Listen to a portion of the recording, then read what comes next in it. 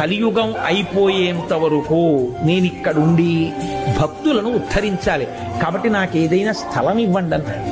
అంటే ఆదివరాహమూర్తి ఏమన్నారో తెలుసా అండి, ఇది కలియుగం అయ్యా, అలా ఇవ్వండి అంటే ఇచ్చేయడం కుదరదు. స్థలం మౌల్యేన గృహ్యతాం, డబ్బిచ్చి కొనుక్కోండి అన్నారు. అంటే వెంకటేశ్వర స్వామి వారు అన్నారు, ఇద్దును, లక్ష్మి దగ్గర లేదు, కరవీరపురంలో. కాబట్టి ఏమిమ్మంటారు, ఎలా ఇమ్మంటారు. అందుకని నేను నీకు ఒక వరం ఇస్తాను, ఆ వరాన్నే ద్రవ్యంగా స్వీకరించండి.